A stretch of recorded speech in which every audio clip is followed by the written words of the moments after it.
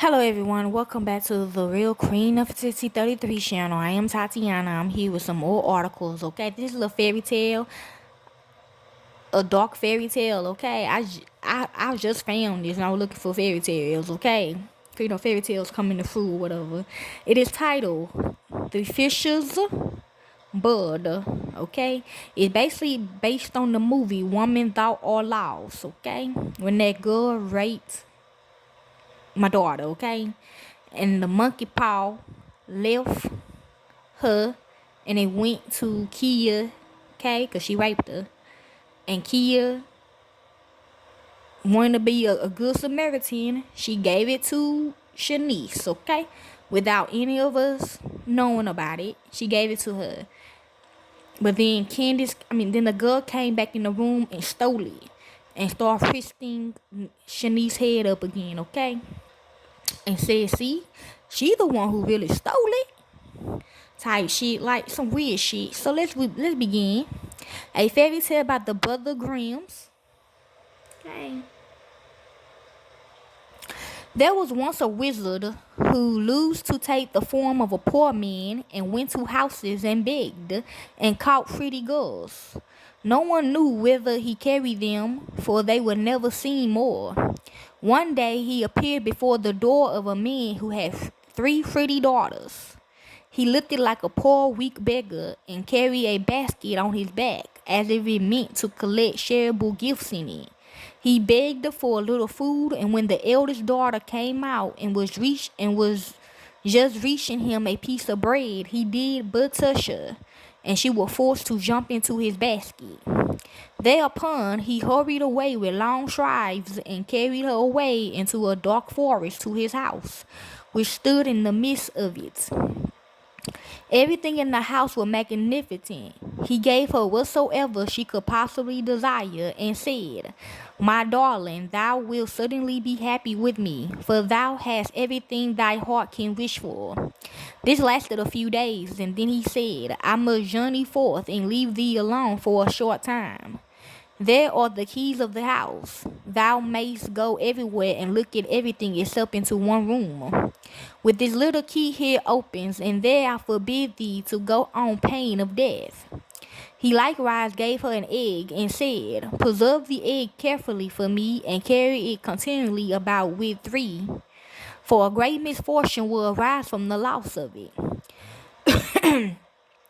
She took the keys and the egg and promised to obey him in everything. When he was gone, she went all around the house from the bottom to the top and examined everything. The room shone with silver and gold, and she thought she had never seen such great splendor.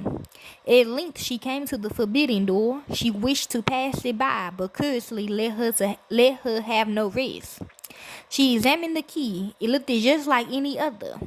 She put it in the keyhole and turned it a little, and the door sprang open. But what did she see when she went in? A great bloody basin stood in the middle of the room, and therein lay human beings, dead and hewn to pieces. And hard about was a block of wood and a gleaming axe laid upon it. She was so terribly alarmed that the egg which she held in her hand fell into the basin. She got it out and washed the blood off, but in vain it appeared again in a moment. She washed and scrubbed it, but she could not get it out. It was not long before the man came back from his journey, and the first things which he asked for was the key and the egg. She gave them to him, but she trembled as she did so. Okay, she did it with her own powers. Okay, good. Whew. And he saw at once by the red spots that she had been in the bloody chamber. Since thou hast gone into the room against my will, said he, thou shalt go back into it against thy own. Thy life is ended. He threw her down, dragged her there by her hair, cut her head off on the block, and hewed her in pieces, so that her blood ran to the ground. Then he threw her into the basin with the rest. Now I will fetch myself the second, said the wizard, and again he went to the house in the shape of a poor man, and begged. Then the second daughter brought him a piece of bread. He caught her like the first by simply touching her, and carried her away. She did not fare better than her sister. She allowed herself to be led away by her curiosity, opened the door of the bloody chamber, looked in, and had to alone for it with her life on the Rizzle's return. Then he went and brought the third sister, but she was clever and crafty. When he had given her the keys and the egg and had left her, she first put the egg away with great care, and then she examined the house, and at last went into the forbidden room. Alas, what did she behold? Both her sisters lay there in the basin, cruelly murdered and cut in pieces. But she began to gather their limbs together and put them in order, head, body, arms, and legs. And when nothing further was wanting, the limbs began to move and unite themselves together, and both the maidens opened their eyes and was once more alive. You ain't lying. They acting like it's all gravy or something. Then they rejoiced and kissed and caressed each other. On his arrival, which is the next one, on his arrival, which is her dad, the man at once demanded the keys and the egg, and as he could perceive no trace of any blood on it, he said, "Thou hast stood the test, thou shalt be my bride." He now had no longer any power over her, and was forced to do whatsoever she desired. "Oh, very well," said she, "thou shalt first take a basket of gold to my father and mother, and carry it thyself on thy back. In the meantime, I will prepare for the wedding." Then she ran to her sisters, whom she had hidden in a little chamber, and said, "The moment had come when I can save you." Amen. I'm glad I did do that.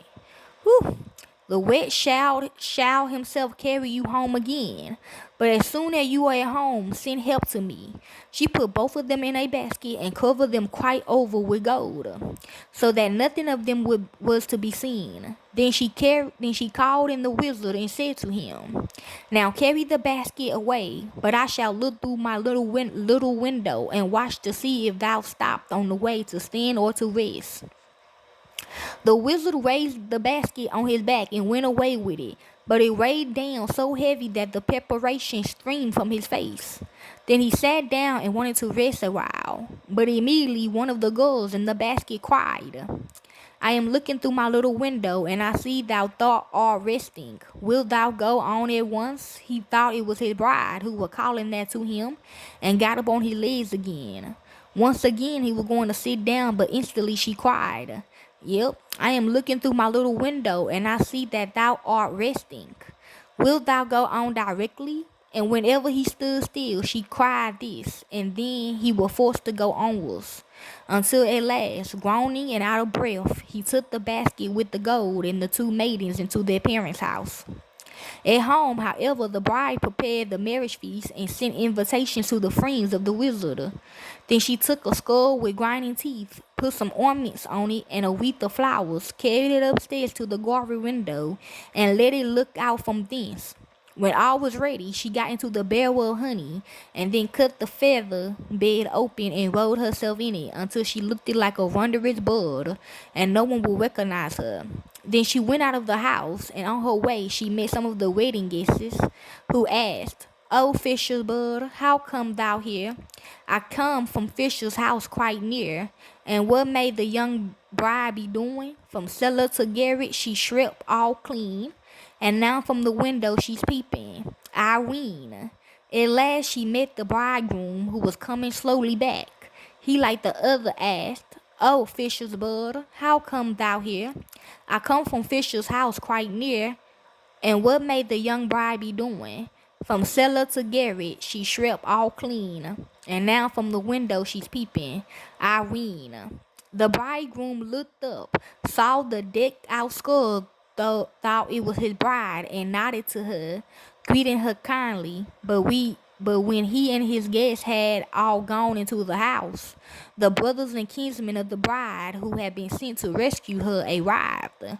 They locked all the doors of the house, that no one might escape, set fire to it, and the wizard and all his crew had to burn. Ooh, amen. I can't wait.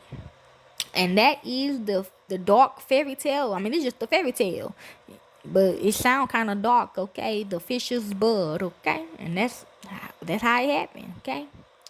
Enjoy.